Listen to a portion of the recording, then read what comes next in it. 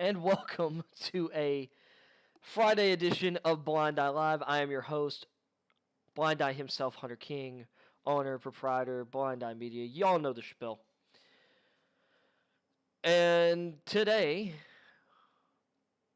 we'll just see where the show goes. I had plans, I had ideas, but I don't know. I just feel like I'll wing it today. I have seen some interesting headlines, and we'll get to those. I think I was going to talk about either the biggest roster holes for every NFL team today. Might do that at the end of the show. We shall see. But I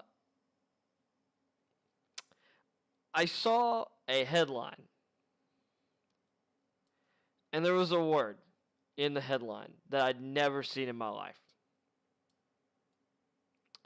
And we're going to dig into this article, I think, first off. So, let us flip over. NFL families seek to end race norming in $1 billion settlement of brain injury claims. What is race norming?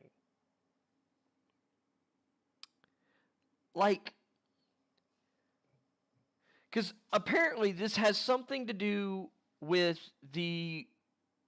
and I think I read something about this. I might have read this in a previous article, but either on the stream or off. But like race norming. And it has something to do with brain injuries. So thousands of retired black professional football players, their families, and supporters are demanding an end to the controversial use of race norming to determine what players are eligible for payouts in the NFL's $1 billion settlement of brain injury claims. A system experts say is discriminatory. Former Washington running back Ken Jenkins, 60, and his wife Amy Lewis on Friday delivered 50,000 petitions demanding equal treatment for black players to senior U.S. District Judge Anita B.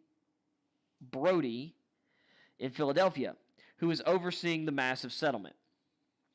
Former players who suffer dementia or other diagnoses can be eligible for a payout. Under the settlement, however, the NFL has insisted on using a scoring algorithm on the dementia testing that assumes black men start with a lower lower cognitive skills. They must therefore score much lower than whites to show enough mental decline to win an award or payout. The practice, which went unnoticed until 2018, has made it harder for black former players to get awards. My reaction was, well, here we go again, said Jenkins, a former running back. You said that earlier in the article. It's the same old nonsense for black folks to have to deal with some insidious, convoluted deals that are being made. Jenkins is now an insurance executive and is not experiencing any cognitive problems, but has plenty of NFL friends who are less fortunate. So the guy leading the charge isn't having any issues, hasn't gone through the testing, so that's interesting. In March, Brody threw out a civil rights lawsuit that claimed the practice is discriminatory. But she later said in a filing that the practice raised a very important issue and asked a magistrate judge to compile a report on the problem. She told the Associated Press she did not know when it would be completed. So she threw out the suit so something could be done to determine. So she didn't want to have a lawsuit go on before they did an investigation on this, I guess. The majority of the league's 20,000 retirees are black, and only a quarter of the more than 2,000 men who sought awards for early to moderate dementia have qualified under the testing program.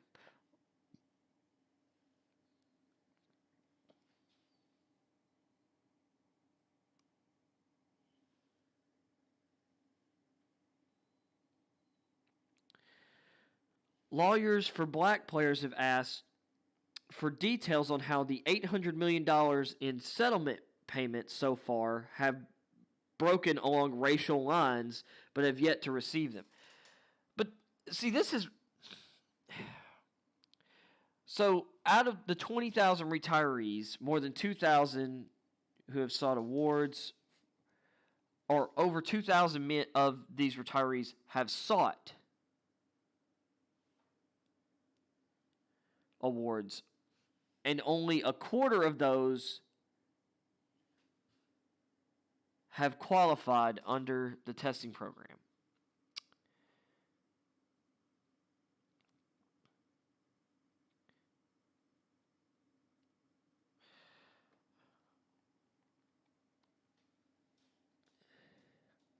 Race norming is sometimes used in medicine as a rough proxy for socioeconomic factors that can affect someone's health.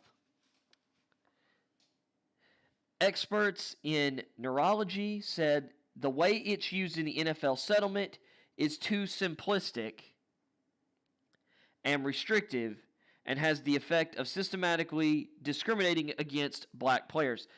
Now, they're saying experts in neurology. They're not saying how many. They're not saying who. There are so many experts in neurology. And then it also depends on what you mean by expert. Because compared to most people, I have an expertise in analyzing quarterback play. Compared to NFL scouts, I do not have expertise in, well, I don't know. Some people maybe I do. But of the majority, I'm probably not an expert in comparison to them. So expert in neurology, they're not stating who they could have gotten a handful of people. That doesn't mean that those people are right either. They're also not explaining why it's simplistic. They're just, okay, let's see if they go on. Because every black retired NFL player has to perform lower on the test to qualify for an award than every white player.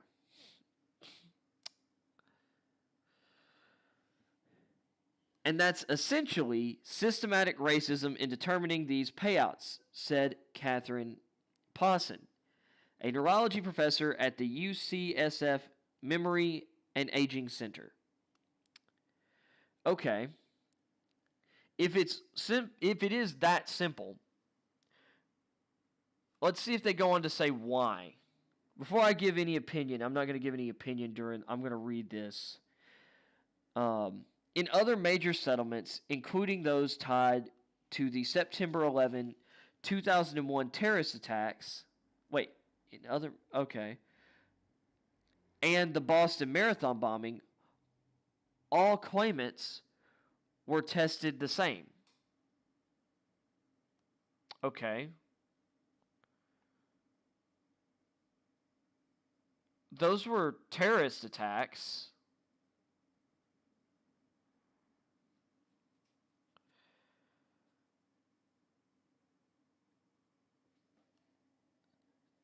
And I don't see how those relate to the NFL's concussion settlements or these seats or like these those were two terrorist attacks.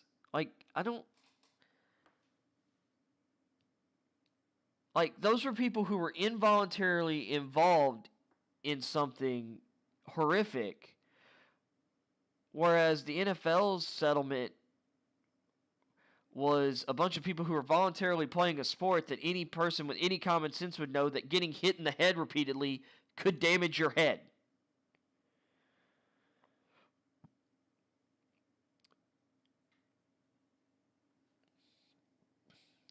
We concluded fairly quickly that we would take the top compensation for the white male and everyone would get the top dollar, said lawyer Ken Feinberg, who has overseen many of the largest settlement funds.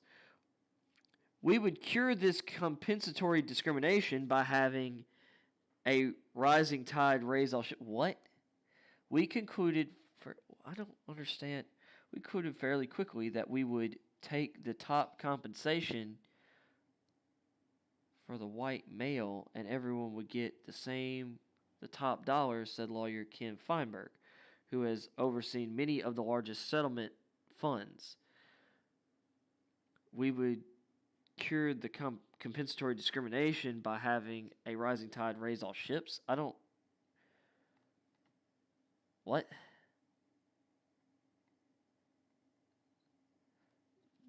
They needed to add, I feel like they could have added more context to how this fits in here. The first lawsuits accusing the NFL of hiding what it knew about the link between concussions and brain damage were filed in 2011. A trickle soon became a deluge, and the NFL, rather than risk a trial, agreed in 2013 to pay $76.5 million over 65 years for certain diagnoses. Sorry, $765 million. Okay, so it was $1 billion earlier, then it was $800 million. Now it's $765 million.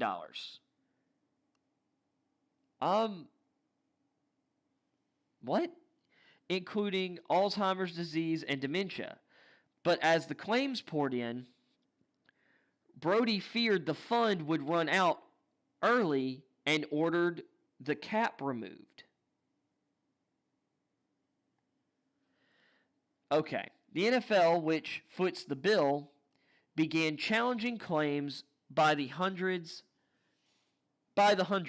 according to the claims website. Well, yeah, because if they didn't challenge people who weren't dealing with brain injuries or brain damage or anything, could just claim a bunch of money.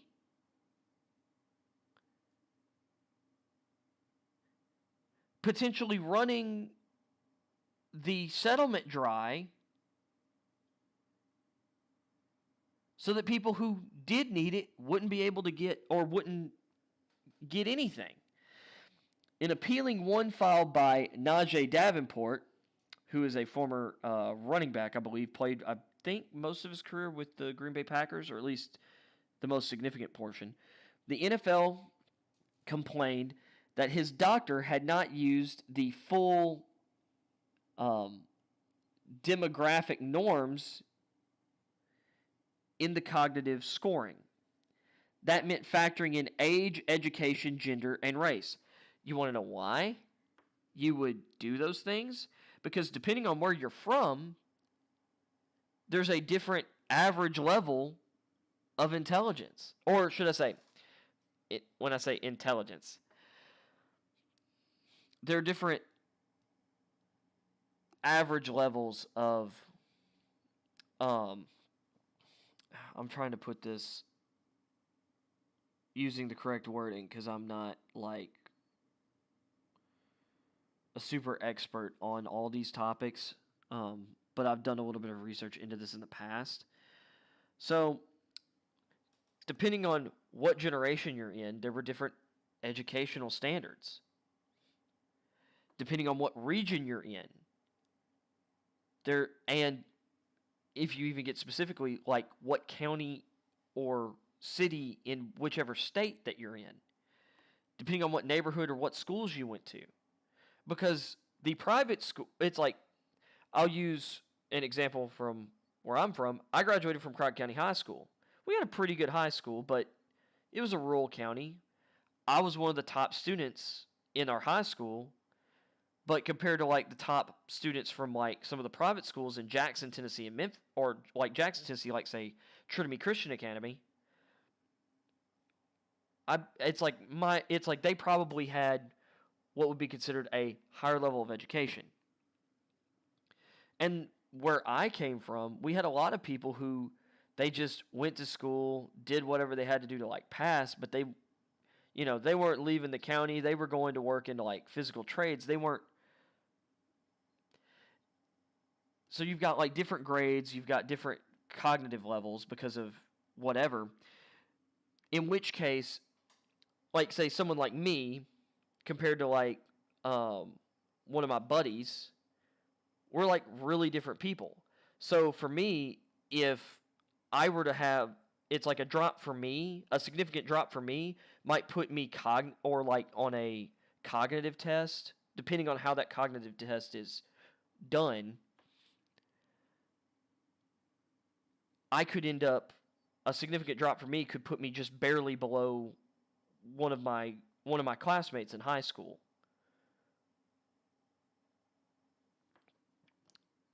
Whereas a significant drop for him, I don't know. I'm trying to understand like how this would work. Because to me, it doesn't necessarily, because they're using the term race norming, but this says demographics. This is age, education, gender, and race. But see, they're separating the race thing. They're wanting to make this all about this part, this race part. But there's gender, education, and age added into it. I need to do some more research before running off at the mouth like I did just a second ago trying to explain this based on what I'm reading. That's for sure. But I can also understand when you have a settlement, you have a lot of people, and you just have money awards out there. I can understand why you would want to go through some kind of process to make sure people should get these benefits, because there are people that they have agreed need benefits, and that's why they've made the settlement. People who need and deserve support. Well, those people deserve to get that support. And it's one of the problems, and I can say this from experience as someone who is, well, dealing with a physical disability. There are a lot of people who get disability awards who shouldn't be continuing to get those disability awards. It's like your ACL tear, your knee healed 2 years ago, and you're still acting like you have issues, and you're not doing follow-up appointments, and you're not trying to get it fixed. You're not disabled, you're using it. I'm not naming this individual, but I know someone who legitimately did this. There are people that claim disabilities that they don't have. And that puts a strain on taxpayers and on the disability system for people who legitimately need it. Like people who are, paralyzed. People who are blind. Like, and more blind than me, especially. The NFL is only taking these measures to make sure, and not saying that, and by saying that, I'm not saying that, the people who are claiming this race norming stuff or, these black claimants are not deserving. That's not what I'm saying. But I can understand them trying to come up with a system that best, quantifies these drops in, or the kind of cognitive drops that would occur from brain injuries. And the issue here is, because we're trying to determine this without baselines for these individual people. Because just because I came from Crockett County doesn't mean I'm the average person from Crockett County, Tennessee, or whatever. Because systems like that potentially don't account for outliers. Let's see.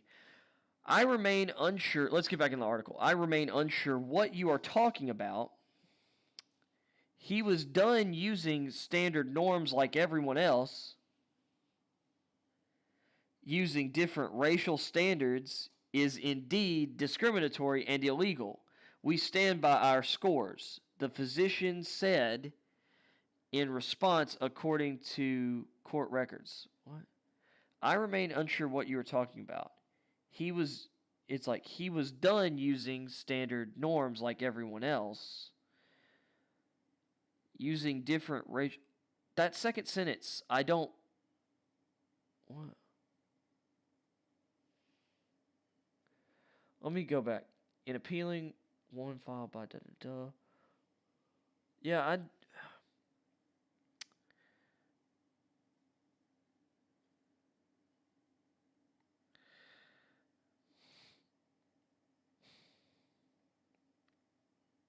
Ultimately, the appeal was reviewed by a pair of University of Pennsylvania legal scholars serving as special masters for Brody.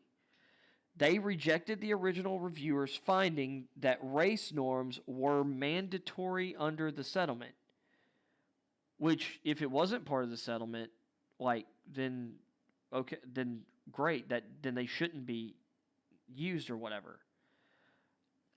The thing is, well, I say shouldn't be used. If there was under the settlement an agreement that there would be allowed a means to determine who, like, basically a system to be used to determine who qualified, then they'll just have to basically prove that race norms shouldn't be used or whatever. Let's see. Still, they concluded that Davenport's doctors had to explain whether he typically uses them or only waived them so Davenport would get an award. Okay, so which that makes sense. Okay, so you didn't do it for him. Do you use these typically and you just didn't use them for him? Using race-specific norms can be enormously consequential, and the adjustments may often make the difference in a clinician's determination of cognitive impairment and a determination of normal functioning for retired NFL players seeking benefits. Special Masters David A. Hoffman and Wendell E. Pritchett wrote in the August 20th decision. Okay, so I think I'm getting this a little bit. Now that I'm thinking about it. So, how about I put it, or I'll use this example. I went to high school with two guys, not going to name them.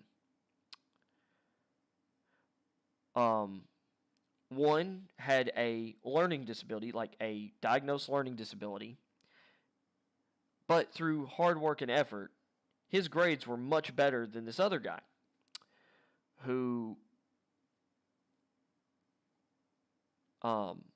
didn't have any kind of diagnosed disability or, learning impairment, whatever.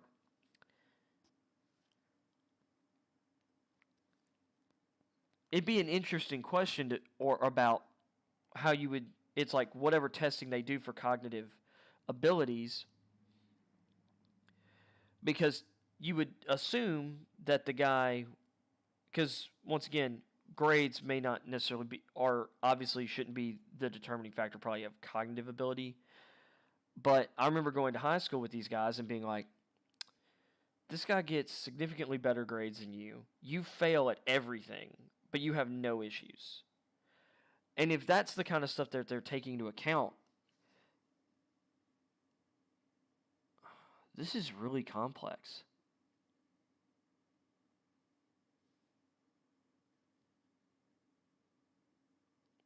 Because, like, from a theoretical level, or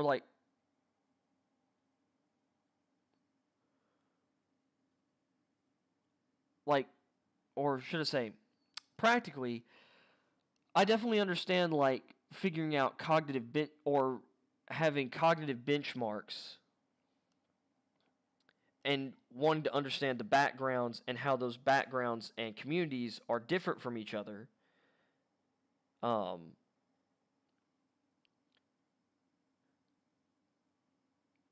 determine whether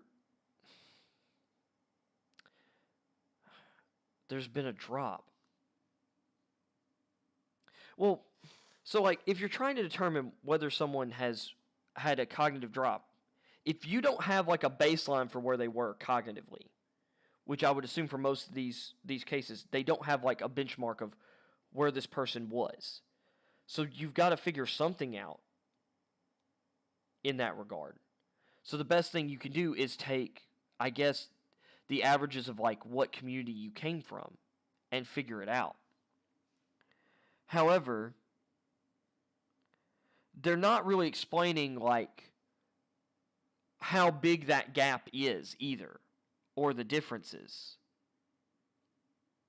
They're saying there is one, but they're not telling us they're not giving us like details on like how big the disparity here would be. Days later, Davenport and another former Pittsburgh Steeler, oh, that's right, Davenport played for the Steelers too, Kevin Henry, filed the civil rights lawsuit calling public attention to the issue for the first time. Their lawyers hope to learn through the litigation how often black players are denied payouts. Well, here's the thing. Because this keeps coming back to like,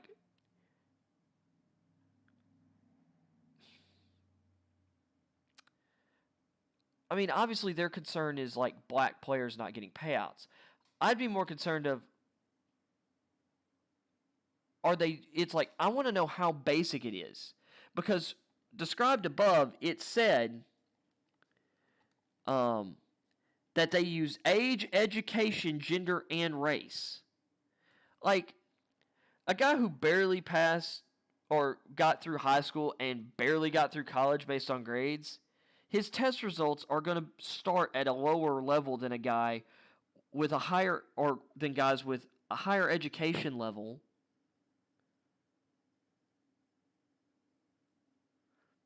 And depending on what generation these guys are from in the NFL, that would affect these tests too.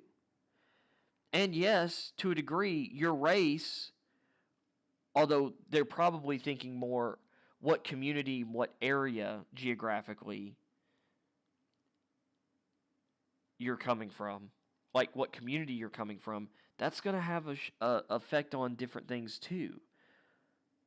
I mean, I'm just wondering, it's like, obviously this lawsuit is about the application of such things. So they were hoping they would figure this out. Instead, Brody dismissed the suit, saying they were bound by the settlement because they had not opted out years ago. Interesting. But as concerns about race norming grew, and with the racial unrest of 2020 still simmering, Brody in April opened the door to changing the practice when she ordered lawyers for the league and the players back to the table to work out an agreement. Okay, so this is good. So they're gonna figure something out of this. Jennifer Manley, a Columbia University neurophysiologist hired by Davenport's lawyers, called race norms in medicine ill-conceived and outdated in a court filing. Well, wait a second. That's too broad, like saying in medicine. Because there are different like issues and traits that pop up more commonly in other races than others. Like sickle cell anemia, for one, most often occurs, like, should I say this? I know multiple, like, black people from communities I've lived in who have sickle cell anemia. Don't know a single white person. And from what I understand, it is a much bigger issue in, like, the black community than in other racial communities. It seems that COVID has had a far greater effect on, like, African Americans or blacks, because obviously not all black people are American. It seems like they've had worse issues than whites and, to my knowledge, Hispanics. And it seems like Asian peoples have been affected more severely by it. So, like, I think acknowledging that some things, or that first, that there is something different about our genetics and potentially our backgrounds that can affect outcomes, like medically or whatever, and make some things more dangerous to some people than others. Like, that's, like, I would say, like, in that regard, you can't just say in medicine in general. Now, maybe if you're talking about neurological, something a little more specific, okay, since you're neurophysiologist, neuropsychologist, a neuropsychologist. Oh no, this is one of those psychology people.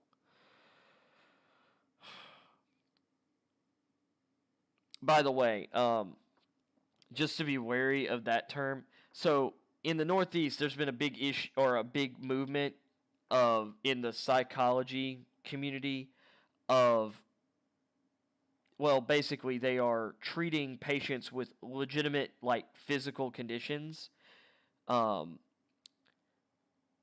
with psychology, saying that they believe that a lot of these diagnoses of uh, physical issues are actually psychological, and they don't actually have these issues. They're just being what's it called, Munchausen by proxy. Basically, these kids are, or like young people, like kids and teenagers, are exuding symptoms, and this can happen in adults too, because of parents or other significant others or people telling them that they have an issue, and then they exude the symptoms, but they don't actually have whatever malady. And there's a couple high-profile court cases where children with legitimate issues have, seen severe, like physical trauma and irreparable damage because of not getting the treatment they needed. So I don't really trust the psychologist community as much as I used to.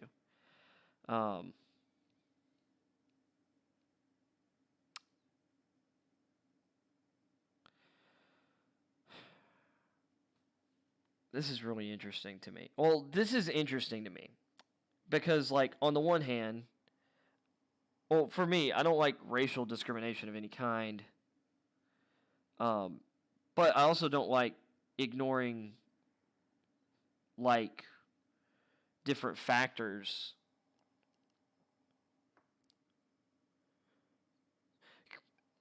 Because if we did just put, like, this baseline for cognitive ability or whatever,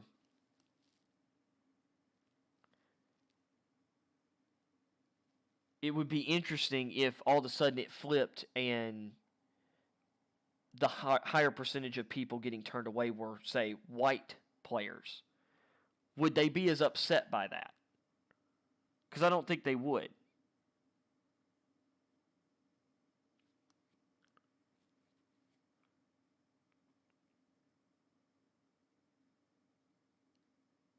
Because to me, like, getting rid of, like, any kind of baseline for, like, a drop,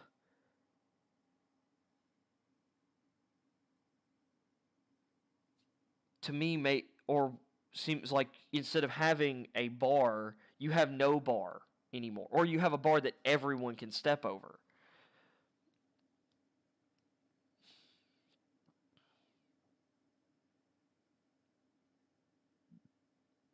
I mean, if they want to find a way to move the bar to a better spot, like if they can determine that they can move the bar to a more fair spot, that would be great.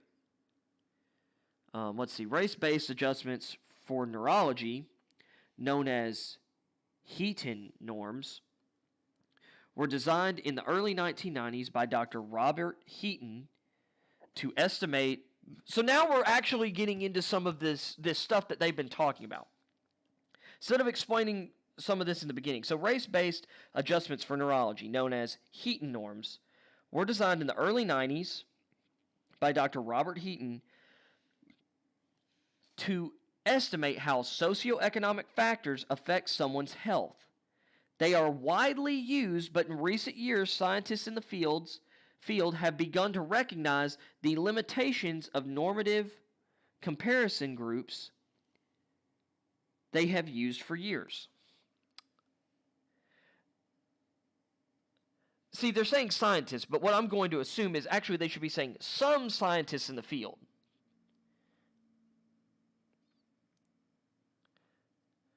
Like, they're just going to say scientists have, but because it's not necessarily wrong, but it's probably more accurate to say some have. The small sample group of blacks Heaton chose to create his adjustment protocol came entirely from San Diego, a military town where the black population hardly reflected the diversity of blacks across the U.S.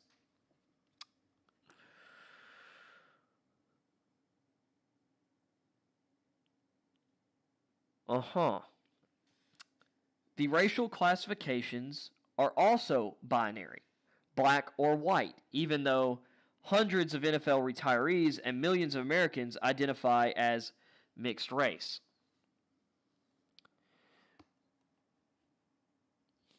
Yeah, but I'm sure some of these things have been tested over and over and over again. I guarantee you, because this is how science typically works. Someone does something, or someone makes a study. Then other people reproduce it. And usually something doesn't become accepted unless it is able to be reproduced to some degree. I'm going to look into this over the weekend. For sure. Because I want to know more. This is very interesting.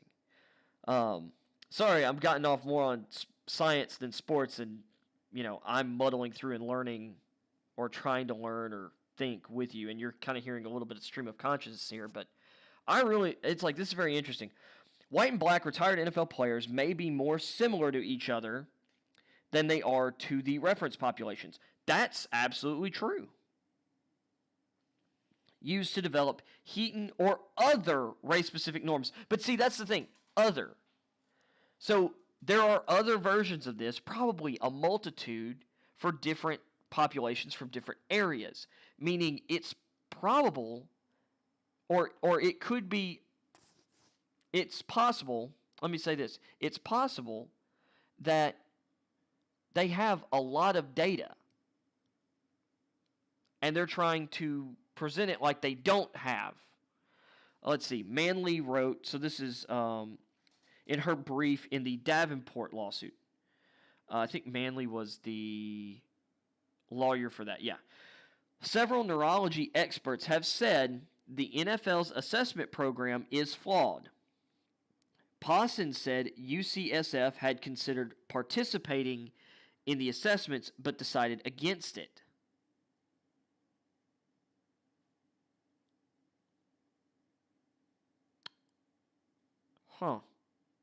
So, Pawson, who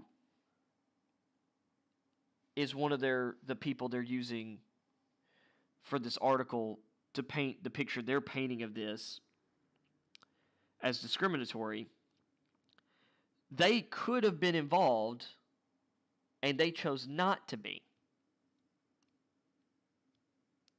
Which is interesting. And they say several neurology experts.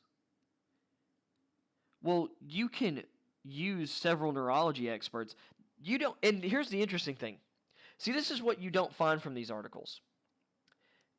And I found this in doing or when I was a journalism student and doing different things, or looking, or just finding sources for things anyway. It's really easy to find sources that agree with you. It doesn't mean that they're right. Because you can find a bunch of people who have degrees, or who get degrees in things, that have opinions most people would find stupid. There are people who are geologists or have such and such degrees that believe the earth is flat, or that promote that the earth is flat.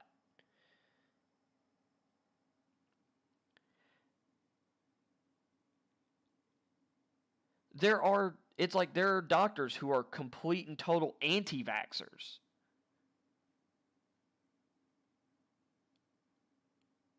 Just because they went through a bunch of schooling and whatever doesn't mean that they're right 100% of the time, even on their topic of their expertise.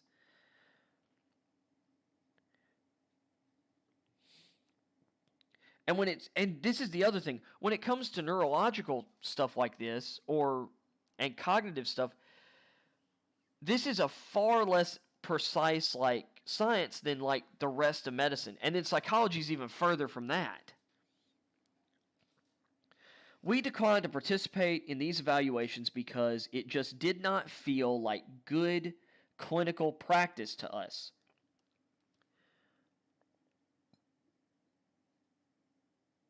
Okay, Pawson said, there's probably a number of these players who the neurologists who evaluated them were pretty sure they had a neurodegenerative disease and they had dementia. But maybe they didn't score quite low enough. They didn't pass the threshold, so they didn't meet the NFL settlement criteria for a payout. And that's really, I think, unfortunate. There's probably a number of these players who, yeah, probably. They can't say that there are. They're just saying there's probably, maybe, a number. Dr. Francis X. Canidi, a neurologist and former president of the Florida Neurologic Society, who has treated hundreds of former NFL players, wrote a critique of the settlement's assessment program in 2018, saying it had developed a system where players would be classified with fictional diagnostic categories of level 1, level 1.5, and level 2 neurocognitive impairments. Only those classified as levels 1.5 or 2 would qualify for a settlement. Now, see, that, to me, this is the most, like, concrete thing in the article, putting arbitrary fictional diagnostic categories. See, now that, to me, is alarming. This is someone who's giving an actual issue here where it's like they're setting arbitrary thresholds.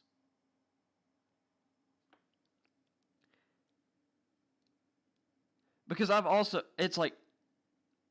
never heard of like a level 1.5 degenerative neurologic or a 1.5 level neurocognitive impairment.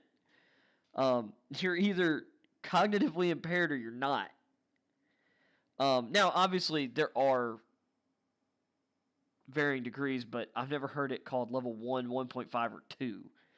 Canidi said these categories could leave the patient confused about the cause of his symptoms and recommended that they adopt a protocol that includes a standard workup for dementia, including neuroimaging and other testing that is not currently done under the assessments.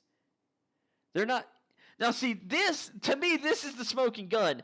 The other cognitive stuff, like, that's just dumb or whatever. This to me is actually should be the focus of this article. They're not doing neuroimaging for these tests. And they're basing them on like levels of neurocognitive impairment, not for specific impairments like dementia. Or at least according to this guy. The NFL's dementia testing evaluates a person's function in 24 skills that fall under 5 sections: complex attention, processing speed, executive functioning, language, learning and memory, and visual perception. A player must show a marked decline in at least 2 of them to get an award. Okay. So I guess they're doing level 1, level 1.5, and level 2 like cognitive impairments in these areas and averaging them together? Or they just have to score 1.5 or 2 in 2 of those? But yeah, this is still very interesting because this. In an example shared with the Associated Press, one player's raw score of 19 for letter number sequencing in the processing section was adjusted using race norming and became 42 for whites and 46 for blacks.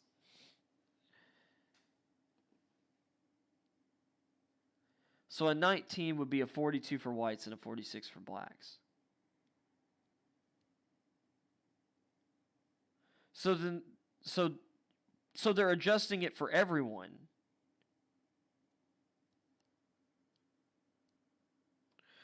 The raw score of 15 for naming animals in the language section became a 35 for whites and a 41 for blacks. And the raw score of 51 for block design in the visual perception section became a 53 for whites and a 60 for blacks. I get that. Like, it's like, so these scores change, but it seems like they're doing it for everyone. It's like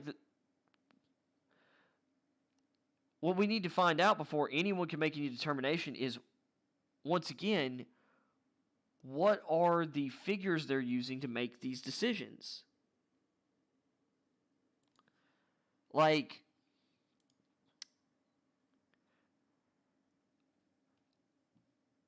they still haven't, either these people don't know and they're trying to find out, but they seem to be talking with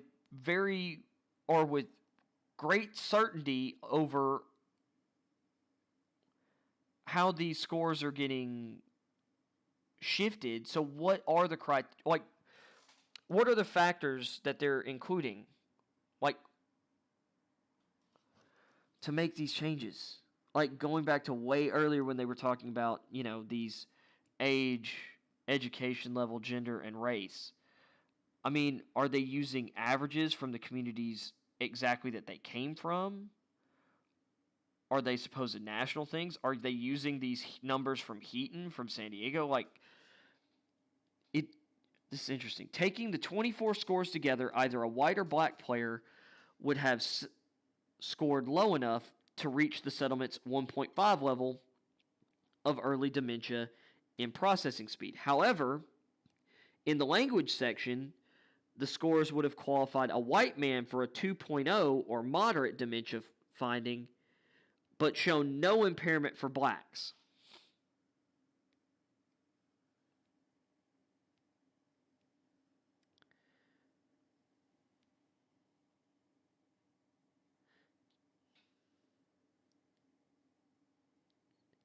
Okay, so what they're saying is, if you took all the scores from, I guess they were taking all these score averages or whatever together, both would have scored low enough.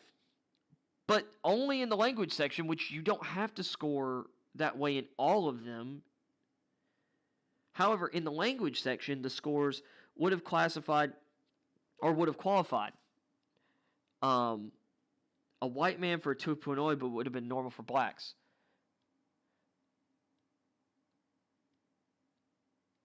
Let's see if they're going to... Overall, the scores would result in a 1.5 level dementia award for whites, but nothing for blacks. Those awards average more than $400,000, but can reach $1.5 million for men under 45, while 2.0 dementia yields an average payout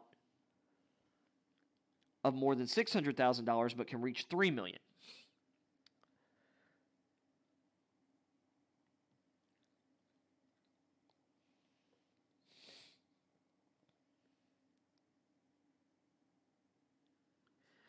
That doesn't make... The way they worded this doesn't make sense to me.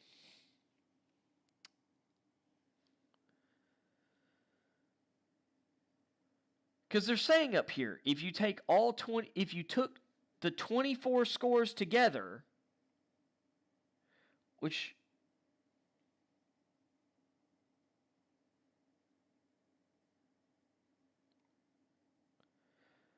either a white or black player would. However, the language section. Yeah, but if the language section is part of the other, like the whole thing, that doesn't make sense. What?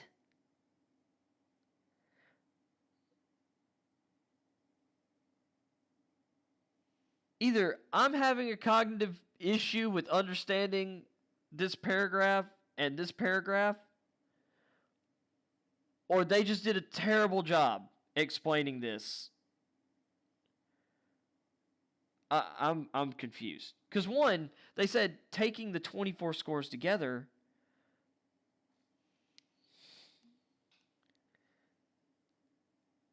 An example shared with the Associated Press from who? Who shared this?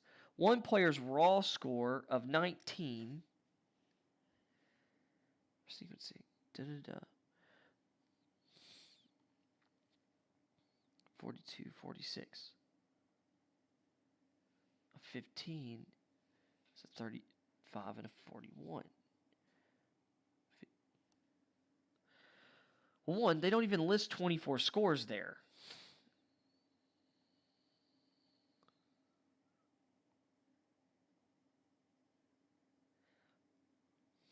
So these categories could leave. So let's see what these categories were again. The NFL's dementia testing evaluates a person's function in 24 skills that fall under 5 sections. So they have 24. So here's the thing that I'm...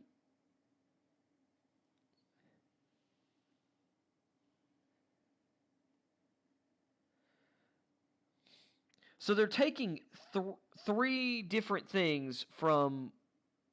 So there's 24 activities. So 24 of these tests that fall under 5 categories. They're giving us 3 of these, and they're not telling us the other 21. They're then telling us that if you took all the scores together, which from what I understand, that's what the test does, it didn't, regardless of whether you were white or black, the players would have scored low enough to reach the settlement's 1.5 level of early dementia.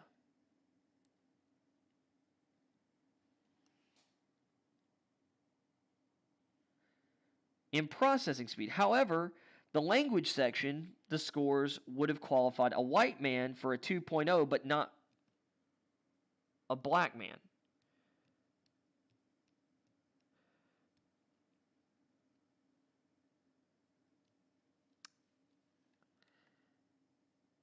And you only have to trigger 2 of these 5. Overall, the scores would result in a 1.5 level dementia award for a white person, but nothing for blacks. So, this is interesting. Okay, so I think I'm figuring this out.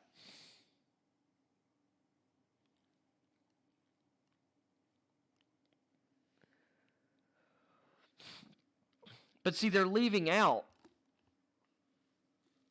But see, even in this example, they're cutting pieces of this out. Because they're not showing us the other 21 scores.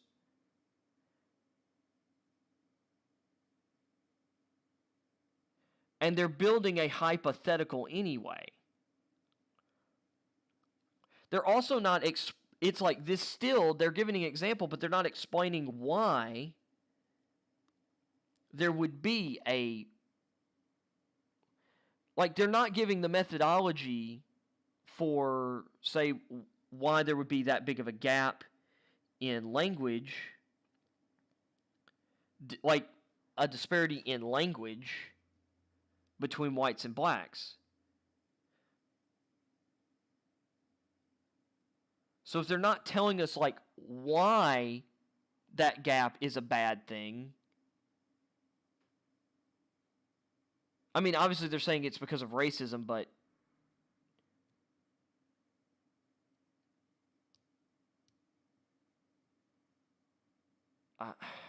this is... Overall, the scores of result... Okay, so anyway, I'm past that.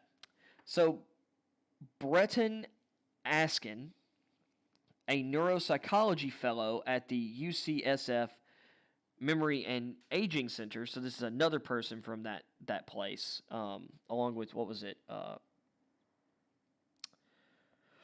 Well, they had another one earlier. Helped administer several assessments around 2016 when he was a student at the University of Florida. The assessments he was involved in took 4 to 6 hours and produced a score which would then be adjusted based on the Heaton norms. So they were using specifically the Heaton norms, at least according to this guy.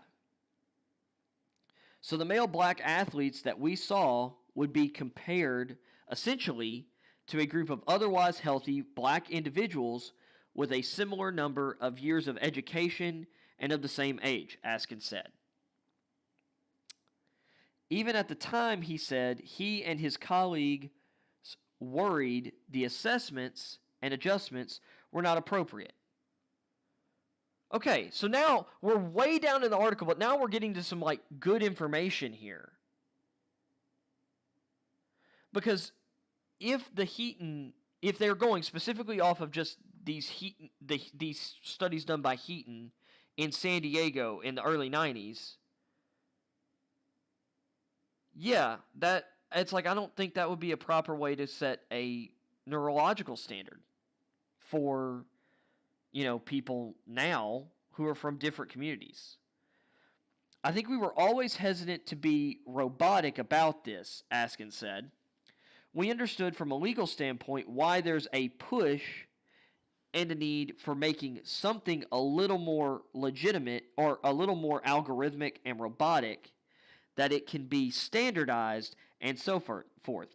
But I think there's also a lot of challenges when you take expert clinical decision making out of things.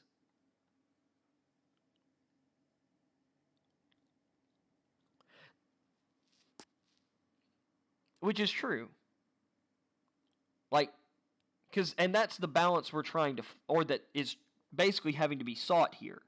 Because if there was one clinical psychologist or one of these neurologists who just decided they were going to say, or basically just pass all these people to keep them from getting settlements, or vice versa, just pass, or basically pass everyone for getting payouts,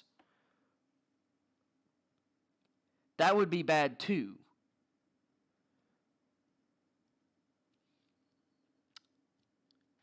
They would report the person's level of impairment by the letter of the law. There's no letter of the law when it comes to medical diagnoses.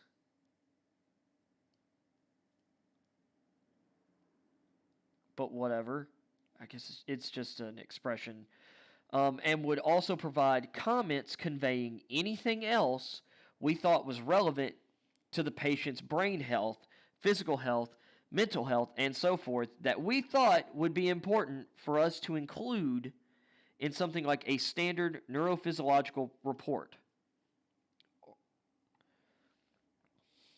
The test battery also included questionnaires about mood and personality, but those scores were not included in the algorithm to determine compensation, he said.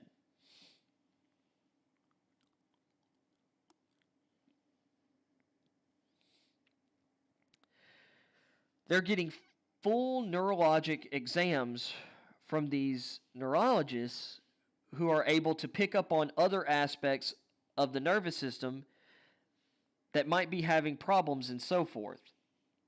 Feels very odd for us to put this comprehensive neurophysiological report together and just ignore those pieces of data. That I agree with. That I absolutely agree with. Norming by race is not the stance that the NFL ought to take, said Dr. Art Kaplan, a New York University medical ethicist.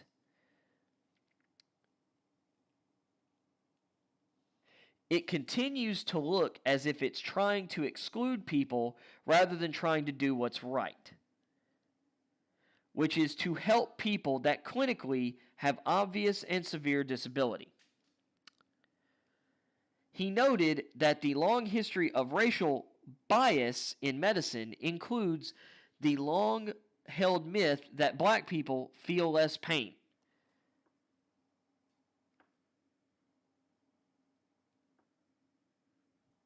What?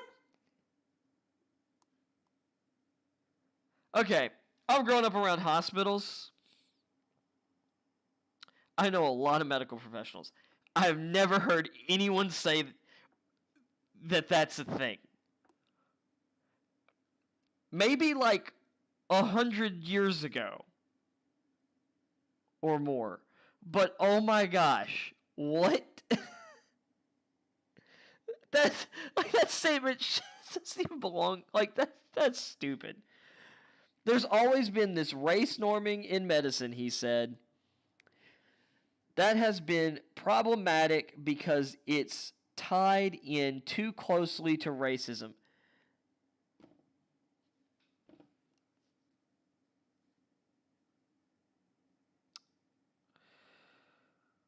Buzzword salad. Jenkins, the former Washington player, believes it all comes down to money. Race norming may have had a benign origin, but it quickly morphed into a tool that can be used to help the folks in power save money, he said. And this is the one thing. This is absolutely about saving the NFL money.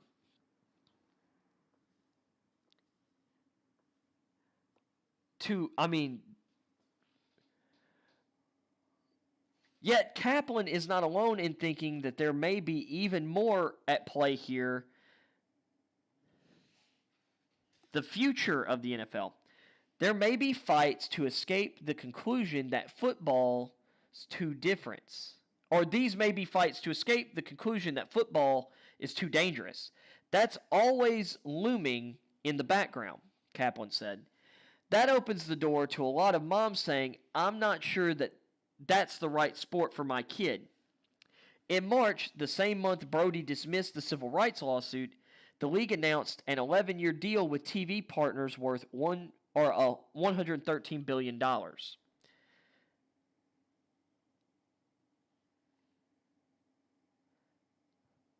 Here's another interesting thing, though, that I just want to say, now that we're at the end of this article, and that took a lot of time, me reading through that.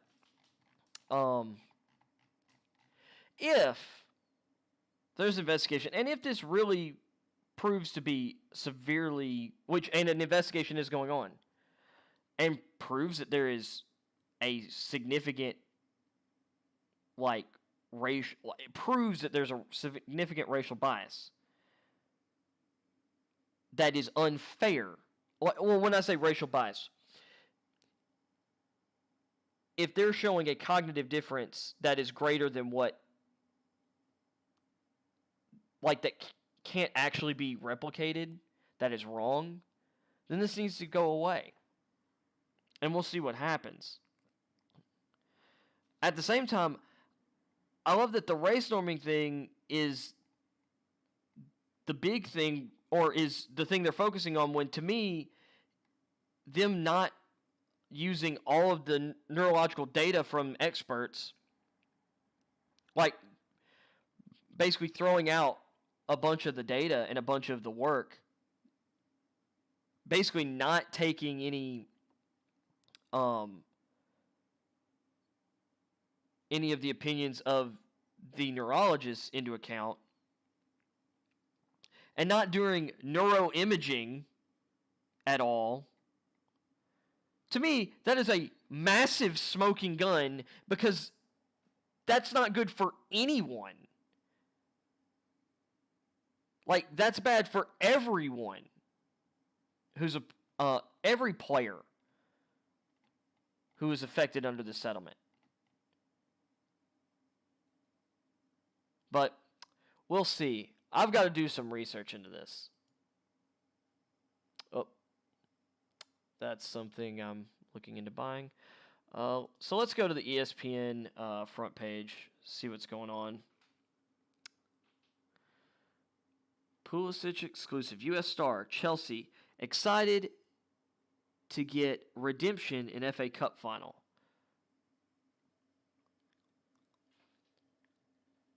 Leicester versus Chelsea in the FA Cup final. Interesting. Well, LaFleur. Okay, so here we go. Coach Matt LaFleur wants Rodgers back in the worst way. Well, of course you would. Apparently, Antonio Brown is being sued over a moving truck altercation from 2020. Yeah, I've been waiting for that one. I guess we'll look at that. Nutty appetite. Squirrel on menu for Ravens offensive line. I've had squirrel stew. Not bad. I guess LeBron's still out.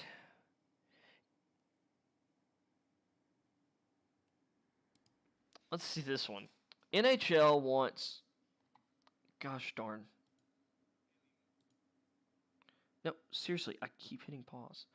NHL wants coronavirus-related Canada border answer for Stanley Cup playoffs by June 1st.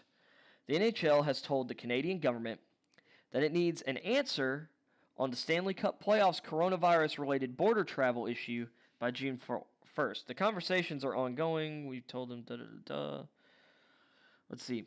The first 2 months of the playoffs are played within each of the 4 regional divisions created for the 2020-21 season, including the All-Canadian North Division. But in the third round, the final 4 teams play each other. Currently, U.S. teams would be prohibited from playing in Canada without mandatory quarantines. Yeah.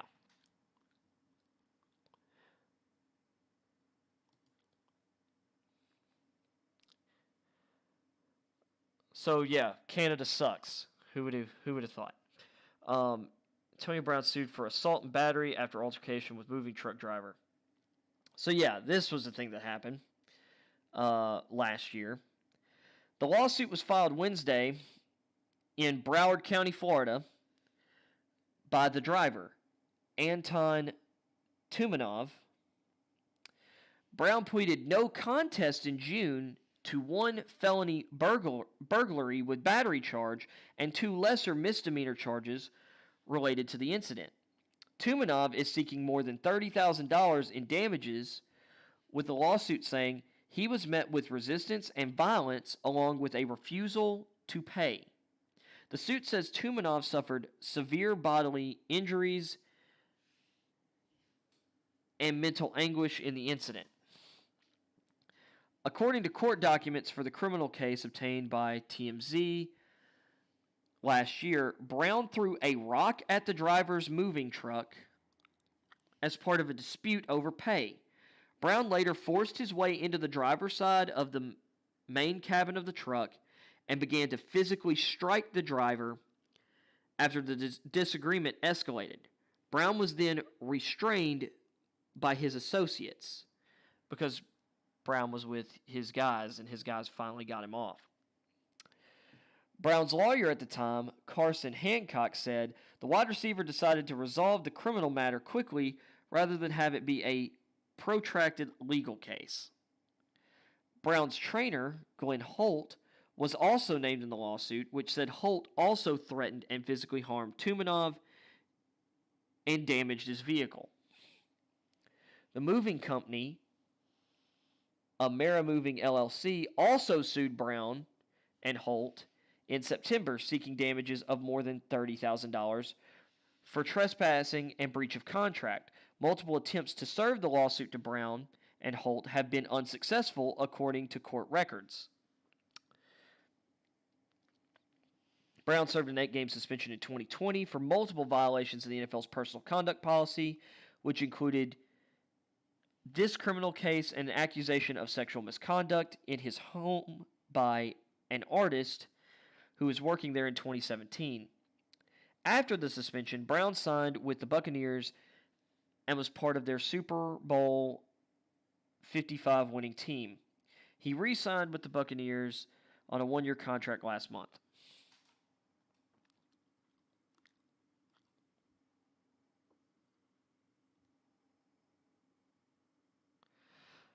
Baltimore Ravens offensive lineman Big Country Ben Cleveland says his squirrel diet is slightly overblown.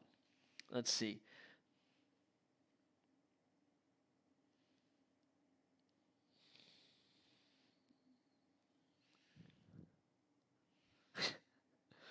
Oh, this is good. The Ravens' drafting of guard Ben Cleveland should put defensive tackles in the AFC North on notice, as well as every squirrel in Baltimore. Living up to the nickname Big Country, Cleveland acknowledged at Friday's rookie minicamp that he's fond of eating the furry creatures, but said the idea of him having a specific squirrel diet has been slightly overblown. It's more so one of those things where you eat what you get, or you eat what you got in the freezer from the fall, said Cleveland, a third-round pick out of Georgia. Get a little hungry and ain't got no deer meat left. Fry up a squirrel or two and go eat that. I mean, yeah, if you're a hunter and whatnot, that can absolutely be true.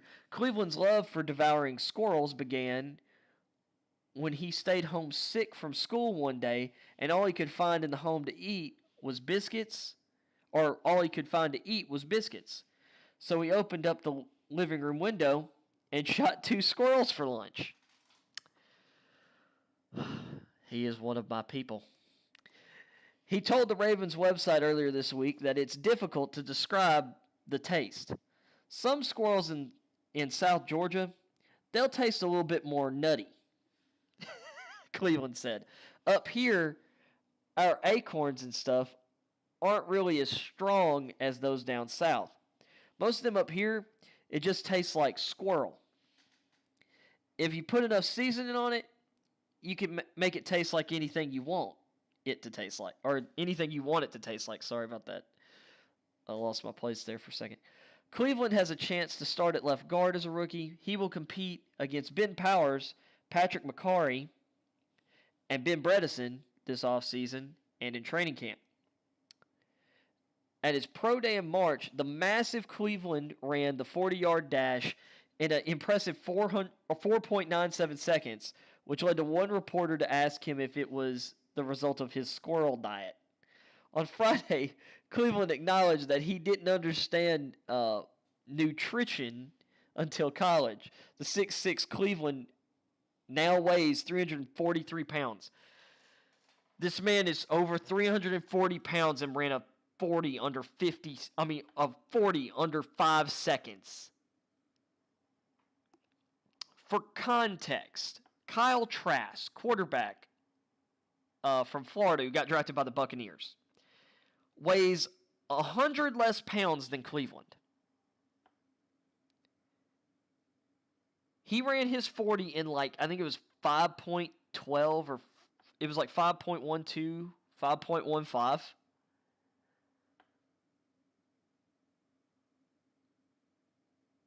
That's insane. Or I'll put it in this context.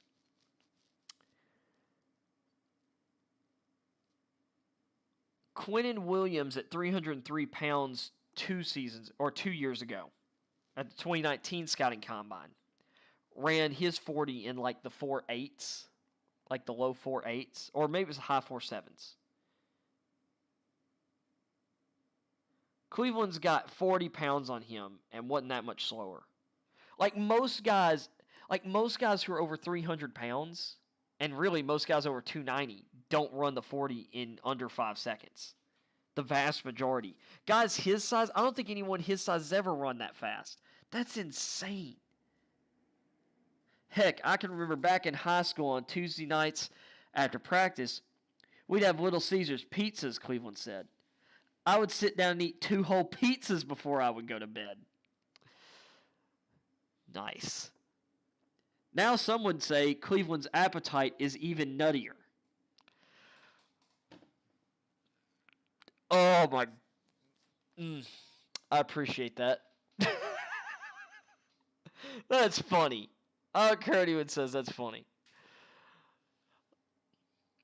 Ben Cleveland, even though he played for Georgia, a rival of my Tennessee Vols, he might be like my favorite. He's one of my favorite players in this rookie class. I love that.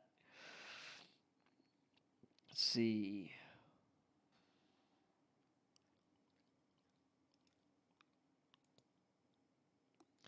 I saw something else earlier that I thought was interesting, and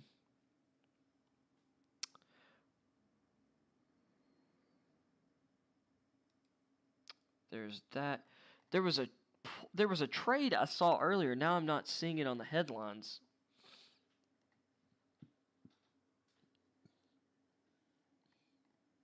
I believe it was Mike Hughes of the Vikings got traded. Former first-round pick. If I can find anything. You know what? How about I Google it?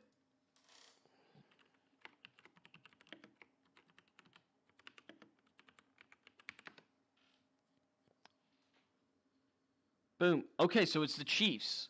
Kansas City Chiefs acquire cornerback Mike Hughes from the Minnesota Vikings. Let's get into this. Kansas City Chiefs acquired quarterback Mike Hughes in a trade with the Minnesota Vikings on Thursday. The Chiefs traded a 2022 sixth-round pick to Minnesota, while the Vikings sent a 2022 seventh-round pick to Kansas City in the deal. You spent a first-round pick on this guy, and 3 years later, you're sending him in a seventh-round pick to a team for a sixth. Hughes was drafted by the Vikings in the first round, 30th overall of the 2018 draft. The Vikings declined to exercise his fifth-year option, meaning he will be a free agent after the season, which that's definitely part of it. Hughes will be given the chance to compete for playing time with the Chiefs immediately. One starter from last season, Rashad Breeland, is a free agent and remains unsigned. Hughes will join a group of cornerbacks that includes Charvarius Ward, a starter the past 2 seasons, and L'Jarius Sneed, a fourth-round draft pick last year who played well as the third cornerback. Chiefs last year acquired another former first-round draft pick, DeAndre Baker, after he was released by the New York Giants. Baker broke his left leg in the final regular season game last season.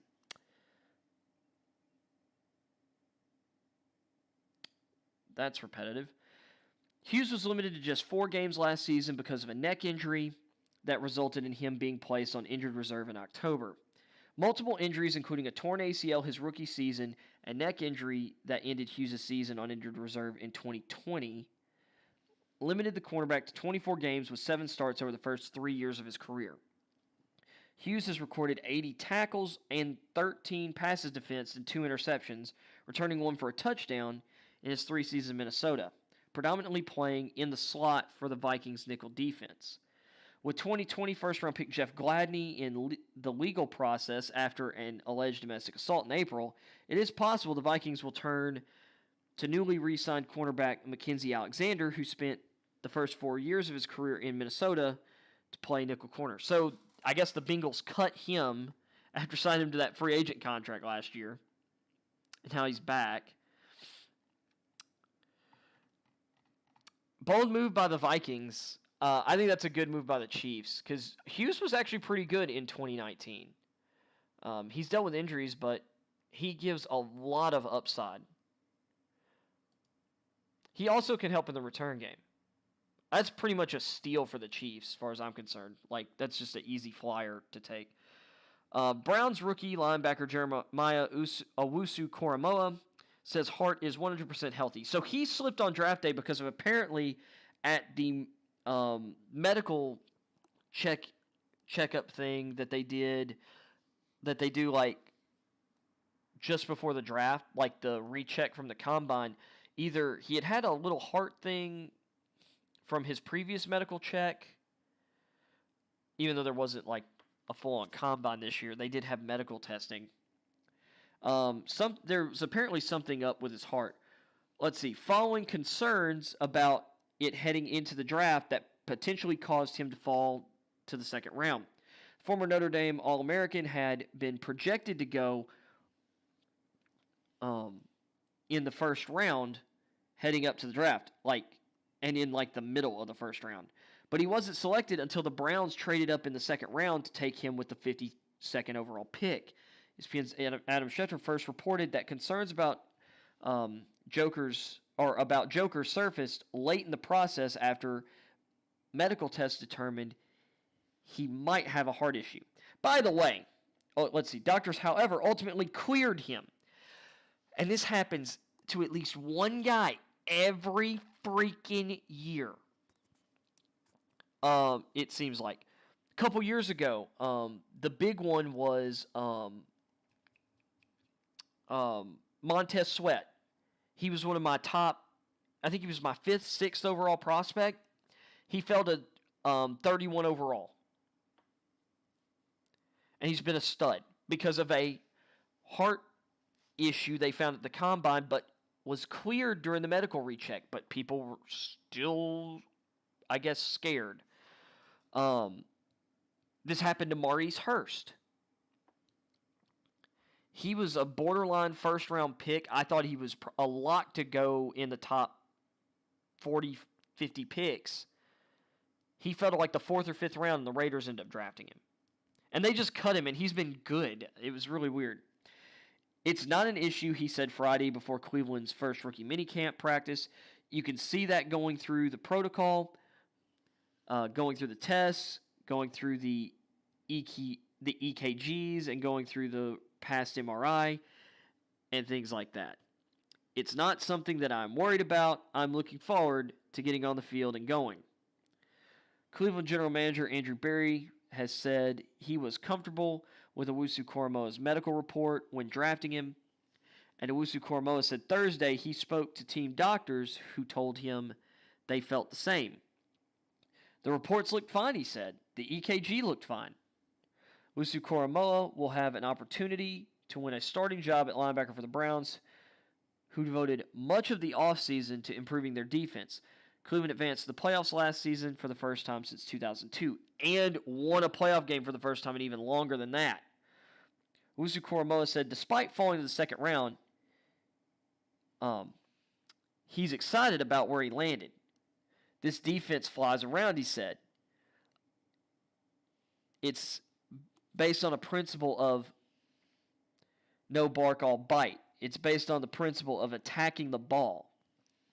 It's based in principles of really playing on your, or of really relying on your brothers. Interesting. That's the kind of defense that I've always played at Notre Dame. As we saw, that Notre Dame defense was successful. And going into this defense, there are a lot of disguises and a lot of things that defensive coordinator Joe Woods is doing within the defense that I think just me and my versatility is used perfectly.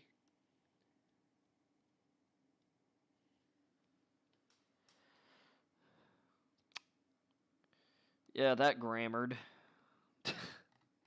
Anyway, let's see. Chicago Bears coach Matt Nagy to miss start of rookie minicamp after COVID-19 close contact. That's still going.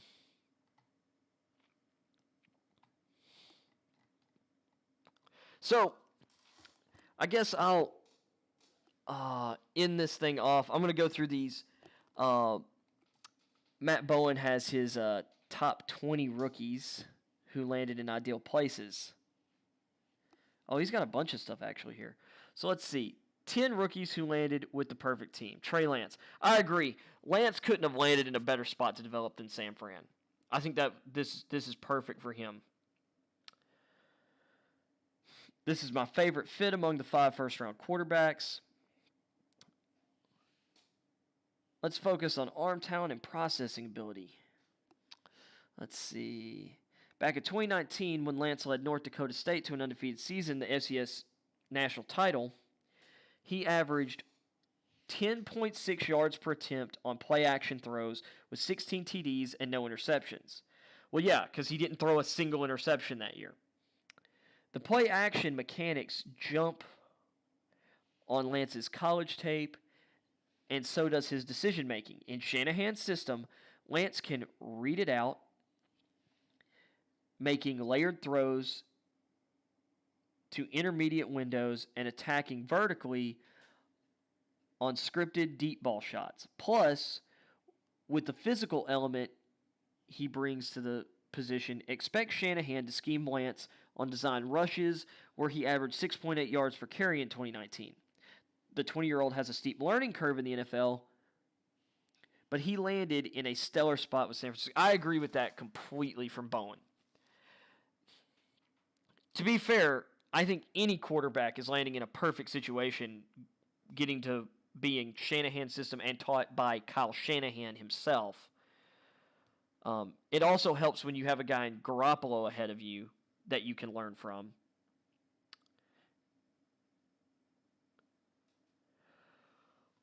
Then he's got Jamar Chase. Yeah, I mean, landing with your college quarterback who, the two of you decimated college football and college football record books together. I mean, yeah. I think that's pretty, that's a great situation. He averaged 4.1 yards after contact per reception, the highest career mark of any Power 5 wide receiver over the past 10 seasons.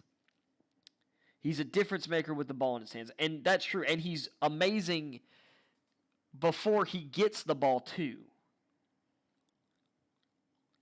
He's an all-around dynamic receiver. Jamin Davis with the Washington football team. And I love the fit for Davis.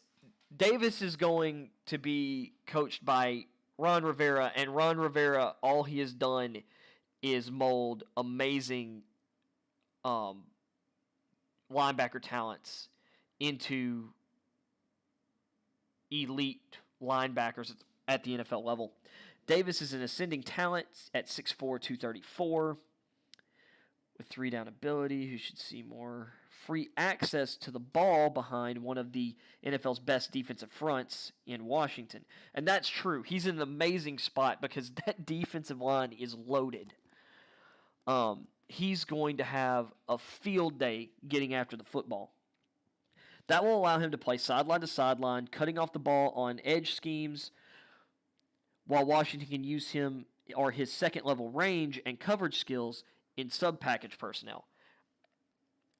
Davis, who logged 102 total tackles and 3 interceptions last season, including a pick 6, has the length and short area speed to muddy throwing windows in the middle of the field. And I expect Washington, a defense that had 31.2% blitz rate in 2020, to deploy him as a rusher too. And he's got elite blitz tools. Actually, my best comparison to him would be Devin White, who came out of LSU, except he's taller, longer, and I would say he's a better coverage player than Devin White.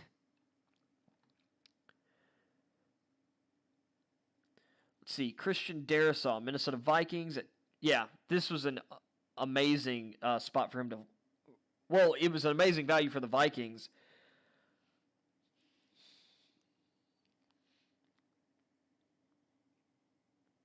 But I think he's perfect for the type of offense the Vikings are running because they're running that Shanahan, or really you could say the Kubiak version of the Shanahan offense.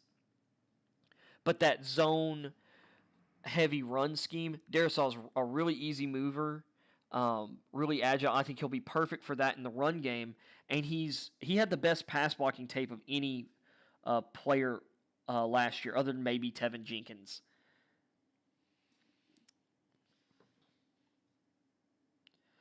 Greg Newsome II to the Browns. Okay.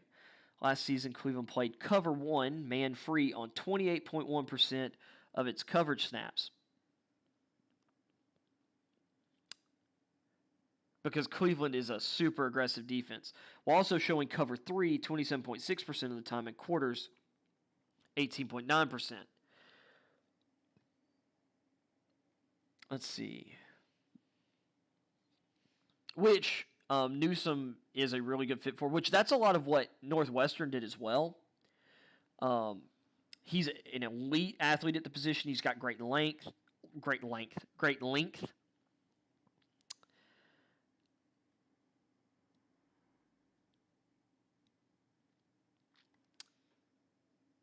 And if you want a guy who can tell you exactly what, or really evaluate defensive back play, it's Matt Bowen. He was had a long career at safety in the NFL.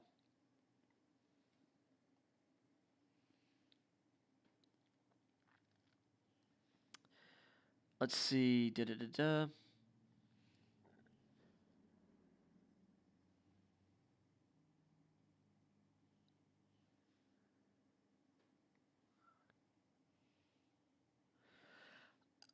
I actually think this is an incredibly talented corner class that I think to a huge degree flew under the radar, how talented it is. With all the talk about the wide receivers, the quarterbacks, the receivers, and then the offensive tackles. Although the offensive tackles kind of slid further, or some of them slid further than I expected.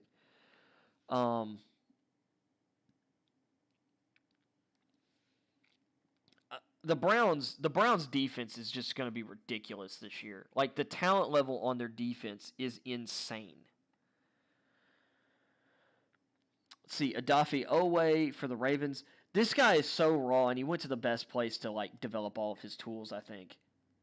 Oweh didn't record a sack last season, but I wouldn't be surprised if the 6'5", 257-pound outside linebacker led all rookies in pass rush production, given his explosive traits and versatile fronts we see in Baltimore.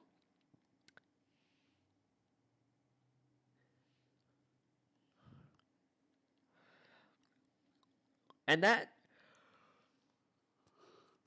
very well, or what Bowen's saying here about the Ravens using versatile fronts and being the best and doing the best to get the best of his explosive traits in year one could be true. I just don't know if he'll lead in production because he is so raw.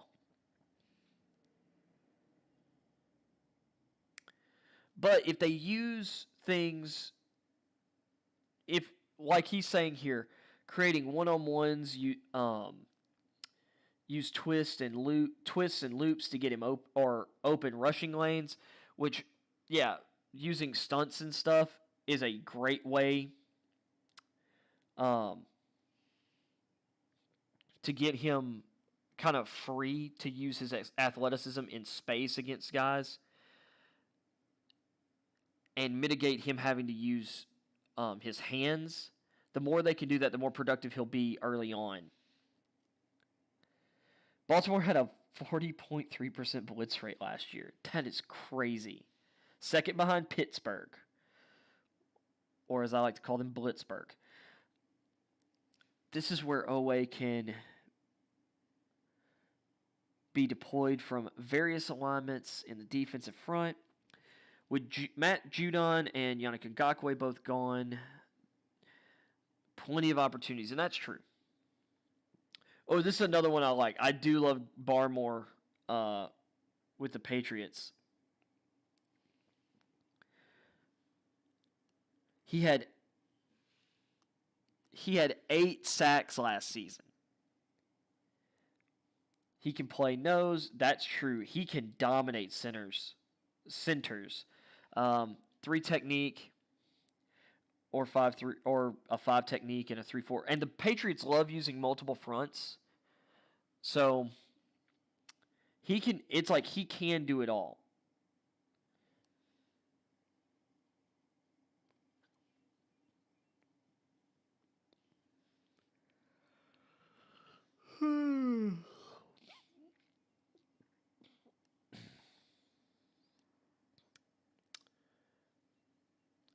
I don't know if any safety fits in Las Vegas because they can't develop safeties at all.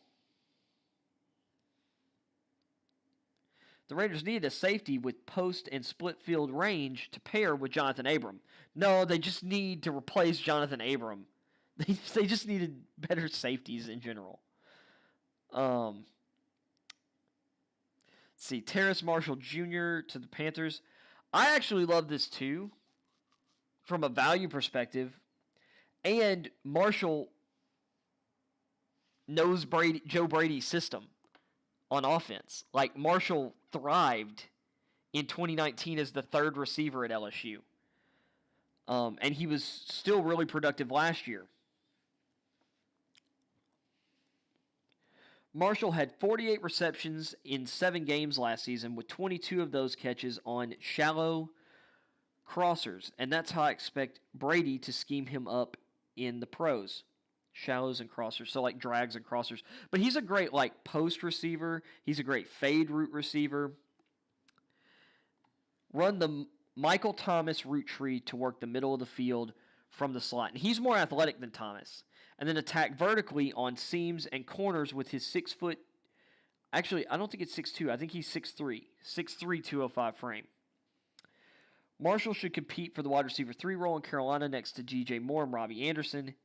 There's matchup ability with Marshall inside, plus the catch and run traits to produce on defined throws for new starting quarterback Sam Darnold. And this is the thing, because I think Marshall is going to be a more well-rounded receiver than Robbie Anderson.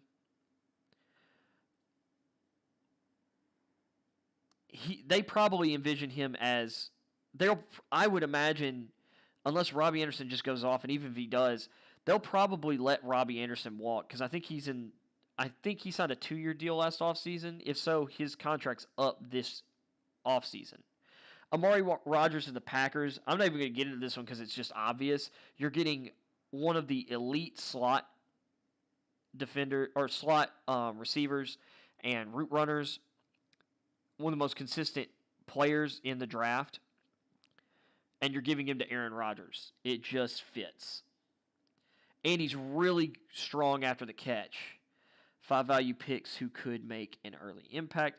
Azeez Ojulari, late in the second round. I love this one too.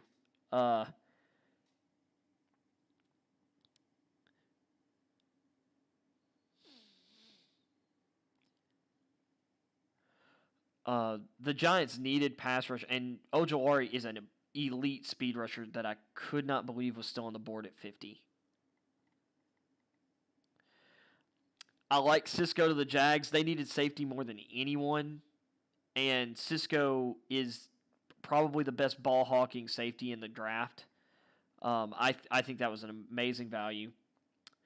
Chaz Surratt at 78. I also really like this one for the Vikings. He's got great traits. He's got a quarterback mind because he came up playing quarterback before switching to linebacker in college. And he'll get to learn from a defense that just absolutely develops linebackers. Eric Kendricks, Anthony Barr, Eric Wilson, who's gone. I think he's in a good spot. Trey Sermon going to the Niners in the 3rd round might be the best running back value in the draft. No, other than Kenneth Gainwell. Kenneth Gainwell in the 5th was the best, but Sermon is 2nd because this guy's really good. He's going to the Niners, where, physically speaking, he's probably the most talented back to be in San Francisco since Kyle Shanahan got there. Sorry, Mostert. And sorry, Tevin Coleman. But Sermon is a physical beast. So,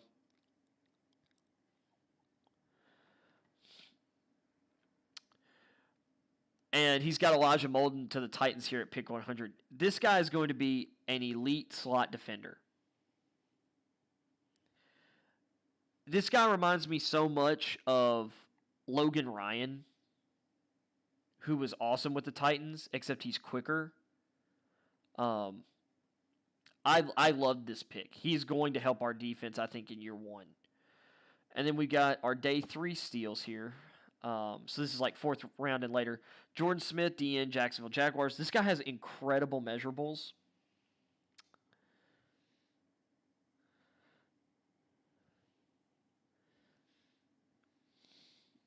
Let's see.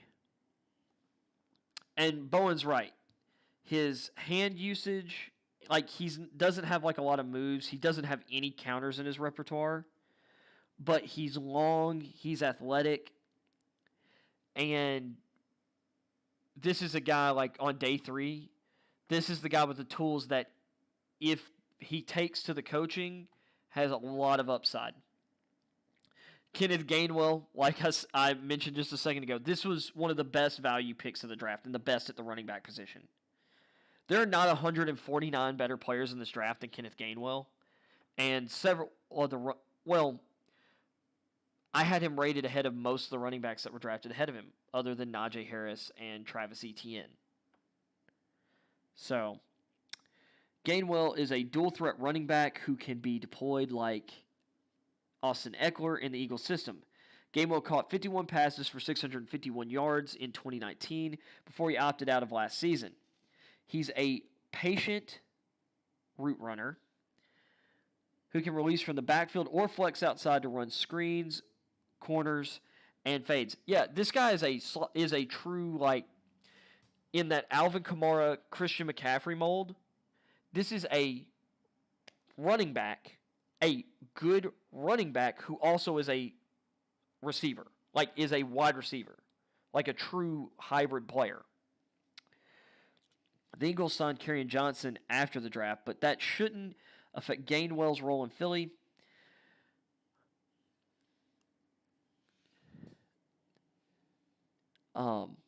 Nick Sirianni can use two-back personnel with both Gainwell and Miles Sanders on the field at the same time to create schematic advantages in the game plan. That's very interesting. And there's a lot of players in the league that I really like. I like the versatility of having multiple like quality ball carriers on the field, because it allows you to do a lot of stuff with movement and interesting scheming. Amir Smith-Marset, wide receiver, Minnesota Vikings, picked at 157. Smith-Marset brings a vertical element to the Vikings' play-action pass game on deep overs, crossers, and go balls.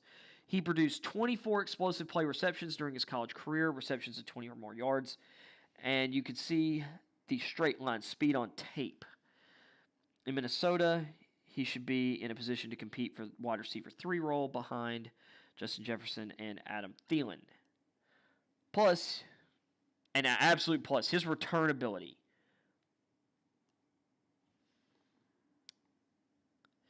He's been one of the best return men in college football as well, so he gives you double versatility there. Hamza Nasir-Ladin, or Nasir-Ladin, safety linebacker, Jets. I love this pick just because of when he went, because I thought he was going to go earlier and it'd be an okay value, but in the 6th round, this is great value. He's a big safety who I think will be great on special teams and as a sub-package defender. He could obviously end up, developing into more than that, but he has like that, because of his length, he has the ability to be kind of one of those guys that you use to defend tight ends. And then this was maybe the best value pick in the draft, period, was Trey Smith to the Chiefs at 226.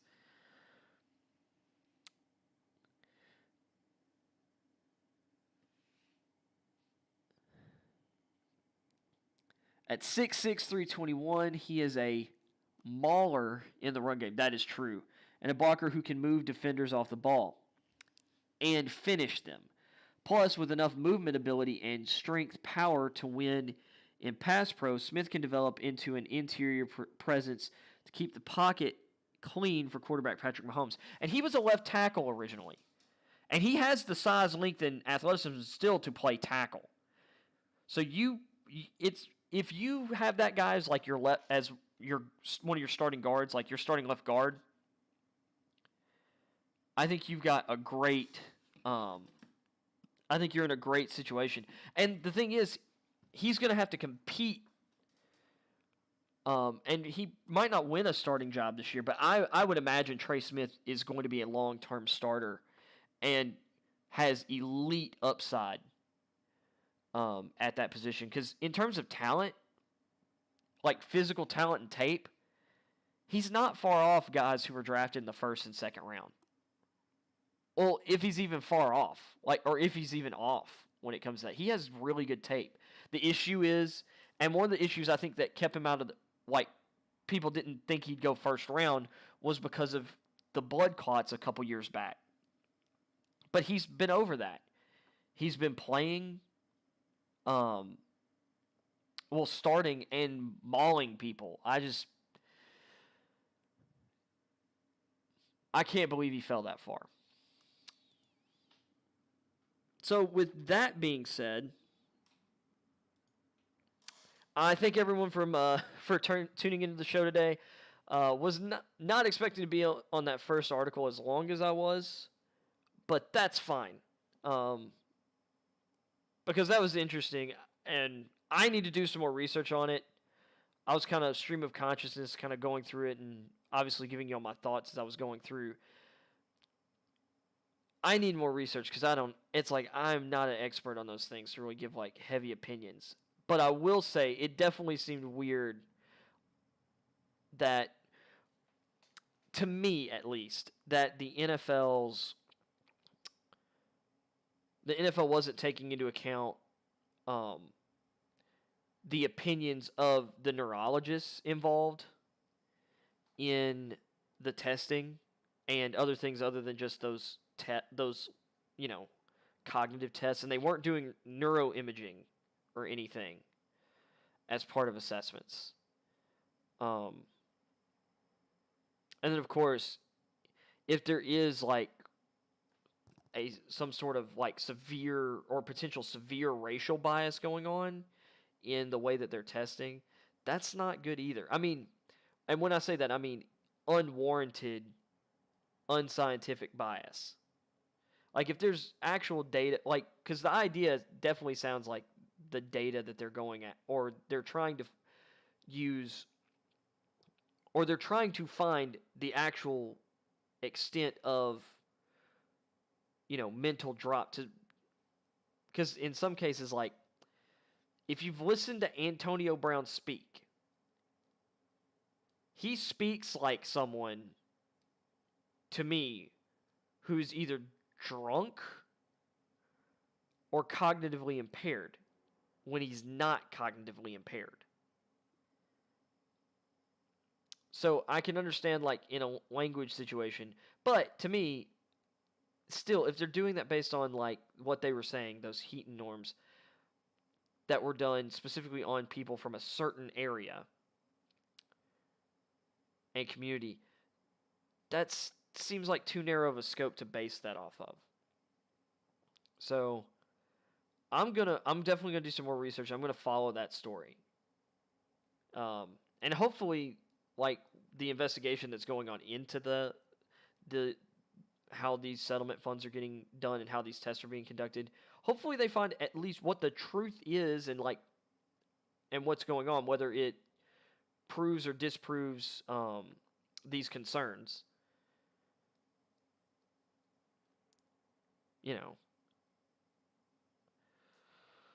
But other than that, yeah, that's all I've got for today. So thanks for tuning in. Hope y'all have a great weekend. I will catch y'all on Monday, unless I decide to do some kind of surprise stream tomorrow for some reason. But yeah, so if you like the video today, please hit like, helps the channel.